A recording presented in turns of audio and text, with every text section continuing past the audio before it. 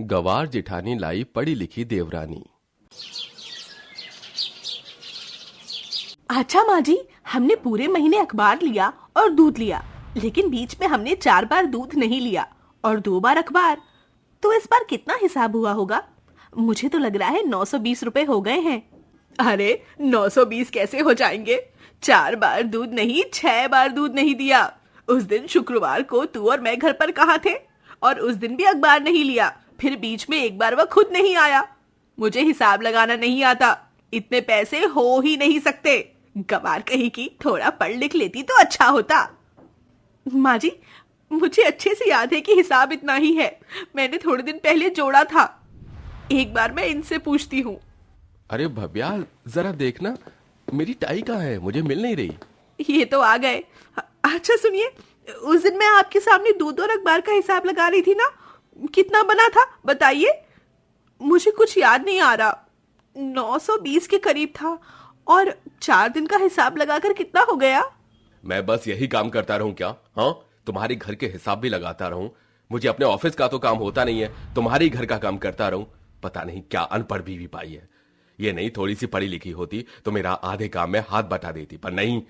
Time मांग रहा हूं वो तो दी नहीं जा रही है। जब देखो हर महीने का राशन पानी मेरे सामने ले आती हो।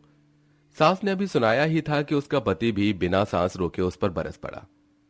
यह सुनते ही भव्या को अपने अंदर एक कमी दिखाई देती है और वो रोती हुई अपने कमरे में चली जाती है। सही कह रही है माँ जी, और वो भी मैं एक नंबर की गवार हूँ। थोड़ा पढ़ लिया होता तो आज ये नौबत नहीं आती। काश मैं थोड़ा पढ़ पाती, लेकिन मेरे माँ बाबूजी ने मुझे पढ़ाया ही नहीं। उनके और समाज के राज में सिर्फ लड़के ही पढ़ सकते हैं, लड़कियां नहीं। छोटा मोटा हिसाब का काम मैं खुद नहीं कर सकती। इस चीज की कहीं ना कहीं मैं खुद भी जिम्मेदार हूँ। अपना मन हल्का करने के बाद भव्या वापस काम में लग जाती है। अगले दिन देवर मोहित अपनी मार्कशीट लाकर भाभी को दिखाता है। भाभी भाभी भाभी, देखिए मैंने पूरे कॉलेज में और एमए में टॉप किया है। किसी के साथ कॉलेज की तरफ से मेरी नौकरी भी एमएनसी कंपनी में लग गई है। कुछ ही दिन में ऑफर लेटर भी आ जाएगा। अब मैं जल्द से जल्द शादी करना चाहता हूँ, बिल्कुल आपकी परछाई। देखो, मुझे आपकी परछाई भी मुझे अपने बीवी के रूप में चाहिए, जो घर को ऐसे ही संभाले। मेरी परछाई मत मांगो देवर जी, मैं अनपढ़ गवार हूँ। मैं नहीं चाहती जो मेरे साथ यहाँ होता है वो उसके साथ हो। और आपकी तो गर्लफ्रेंड भी है, तो मैं ढूंढूं क्यों? आप उससे ही घर ले आइए, आपकी तरह पढ़ी लिखी और समझदार है। भाभी, आजकल उसके भाव बढ़ गए हैं, वो मुझसे बात नहीं कर रही। आप अपनी पढ़ी लिखी देवरानी को मनाकर भी आप लाएंगे और घर में भी। ठीक है देवर जी, मैं उससे जरूर बात करूंगी। भव्या घर का काम करने के बाद शाम को मोहित की गर्लफ्रेंड त्रिशा से मंदिर के बाहर मिलती है। अरे तुम ही हो ना त्रिशा, देवर जी की गर्लफ्रेंड? हाँ, कब से धूप में खड़ी हूँ। आपसे जल्दी नहीं आया जा रहा था? जरूरी था अभी पूजा पाठ करके आना। बुलाया भी था तो यहाँ, ये नहीं कि कैफे बुला लेती। कैफे? ये कैफे क्या होता है? कोई घूमने की जगह है क्या? ओफो, आप कितनी गवार है, कैफे भी नहीं पता। खैर, मुझे ये बताइए, आपने मुझे यहाँ पे क्यों बुलाया है? देखो, मेरे देवर जी तुमसे बहुत प्यार करते हैं। छोटी मोटी लड़ाई तो होती रहती है ना। देखा, उन्होंने पढ़ाई में टॉप कर लिया, अच्छी खासी नौकरी लग गई है। तुम भी बहुत ही अच्छी हो, तो शादी के लिए मान जाओ और मेरी देवरानी बनकर घर आ जाओ। अब मैं ठहरी गवार, लेकिन मैं ये चाहती हूँ कि मेरे घर में एक तो ऐसी लेडीज हो जो पढ़ी लिखी हो। पता है, सब इसी चीज की वजह से घर में मुझे बहुत सुनाते हैं। पर मैं तुम्हें अपने फायदे के लिए नहीं, देवर जी की खातिर मनाने आई हूँ। बोलो। आप ठीक कह रही हैं, वैसे भी इतने दिनों से बात नहीं कर रही, सजा पूरी हुई। मैं मोहित से शादी करने के लिए तैयार हूँ। बाकी शादी के बाद मैं उसको खुद संभाल लूंगी। अरे मोरी मैया, ये तो बहुत अच्छी बात है। जय दुर्गा मैया, अब तो मैं बहुत अच्छे से अपने तेवर की बारात लेकर आऊंगी। ठीक है, अब आप मेरी जेठानी बनने वाली हैं तो अपनी पर्सनैलिटी को थोड़ा चेंज कीजिए। कि कैसी साड़ी पहनी है आपने? शादी में थोड़ा सा ब्यूटी पार्लर से तैयार हो जाना, ठीक है? हाँ हाँ हाँ देवरानी जी। भव्या अपने देवर के लिए उसकी प्रेमिका को मना लेती है और घर जाकर उसे खुशखबरी देती है। ये सुनकर मोहित भी अपनी माँ को शादी करने की बात बता देता है।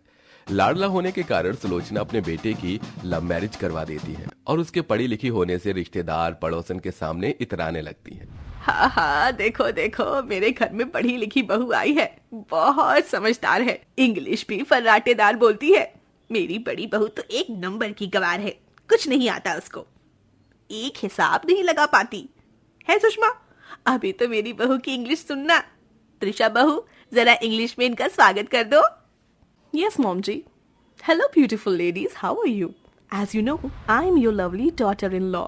आई love my mother in law very much and I know all the household work very well. I love cooking and chole bhature is my favorite. हाँ हाँ, मुझे तो समझ ही नहीं आया तेरी बहू क्या पतर पतर इंग्लिश में बोली। छोले भटूरे सुनकर लगता है तेरी बहू को पसंद है। Exactly aunty. पढ़ी लिखी बहू सबके साथ घुल मिल गई थी।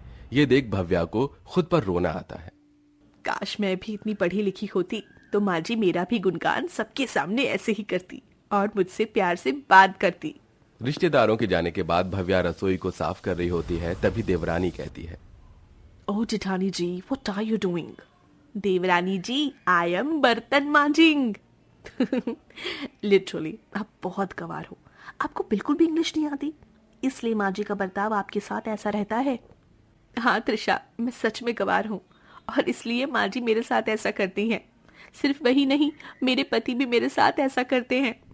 मैं बचपन में बहुत पढ़ना चाहती थी, लेकिन मेरे माँ बाप गरीब ही थे और वो मुझे पढ़ाना भी नहीं चाहते थे, इसलिए मैं ऐसे ही। मैं तुम्हें इस घर में इस वजह से भी तो लाई कि मुझे तो घर संभालना आता ही नहीं, तुम संभाल लोगी, पढ़ी लिखी हो। हमेशा मेरा हिसाब किताब में गड़बड़ हो जाता है, सोचा था तुम ही मुझे इंग्लिश सिखा दोगी और हिसाब करना भी, पर शायद नहीं, मैं ऐसी ही रहूंगी। भव्या की ये बातें त्रिशा के दिल में घर कर जाती हैं। वो भले ही इरिटेट हो रहे थे, लेकिन उसका दिल इतना बुरा नहीं था। जेठानी जी, मैं आपकी परेशानी पहले नहीं समझ पाई, पर अब समझ पा रही हूँ आप पर क्या बीतती होगी।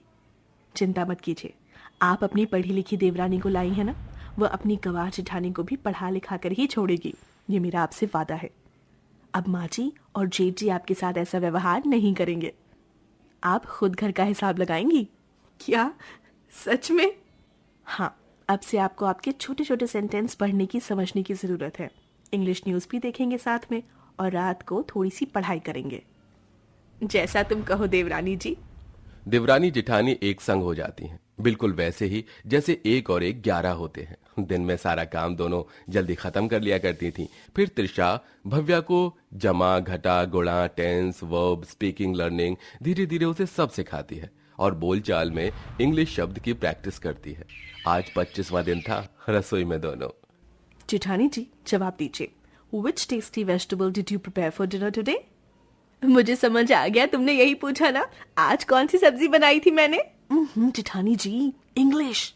Yes, today I had prepared okra curry for dinner. एकदम बिल्कुल ठीक जेठानी जी, ऐसे ही प्रैक्टिस करना, कल 1 महीना हो जाएगा। दूध का हिसाब करना है। Yes, I am ready for tomorrow.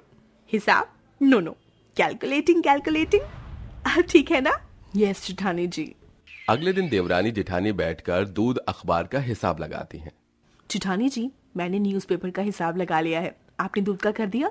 अरे बहू, तू इस कबार को लेकर क्यों बैठ गई है? इससे कुछ भी नहीं आता, इसलिए पिछले महीने मुझसे और अपने पति से बहुत गाली खाई थी। माँ बिल्कुल ठीक कहती है त्रिशा, अब से इस घर का काम तुम्हें ही संभालना है। ये इलेक्ट्रिसिटी बिल, दूध का बिल का हिसाब करना, ये भव्या के बस की बात नहीं है।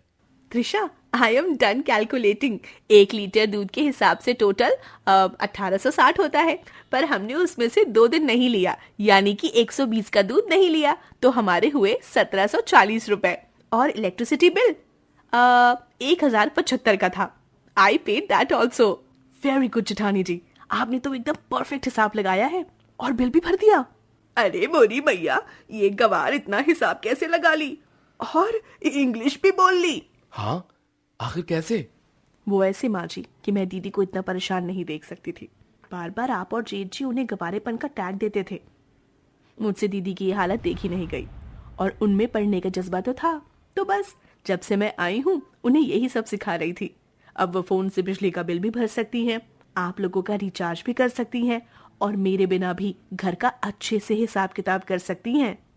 आशा करती हूँ कि अब आप लोग उनके साथ ऐसा व्यवहार नहीं करेंगे। त्रिशा की ये बात सुन पंकज और सुलोचना को अपनी गलती का एहसास होता है और मोहित ताली बजाता है। अरे वाह, वेल डन त्रिशा, और भाभी आपने तो कमाल कर दिया। कैसा वक्त आ गया है ना माँ जी, अब इंसान की कदर सिर्फ उसके अच्छे बोल चाल, इंग्लिश और पैसों से ही की जाती है। अगर इंसान दोनों में से कुछ ना कर पाए तो उसे धुतकार दिया जाता है। बहू, मुझे माफ कर दे, मैंने तुझे बहुत खरी खोटी सुनाई, लेकिन अब और नहीं। अब मैं हक से कह सकती हूँ, मेरी दोनों बहू पढ़ी लिखी है। मुझे भी माफ कर दो भव्या, मैं भी तुम्हारा गुनहगार हूँ जो तुम्हें समझ नहीं पाया। त्रिशा वाला सपोर्ट मुझे तुम्हें करना चाहिए था, पर तुम्हारी देवरानी ने अपना फर्ज निभाया। Thank you Trisha. वेलकम जेठ जी। इस तरह देवरानी जेठानी के खोए हुए सम्मान और अस्तित्व को घर में वापस ले आती है और अब दोनों अंग्रेजी बोलकर सास को दुखी कर देती हैं। वो कहते हैं ना, अब आया ऊंट पहाड़ के नीचे।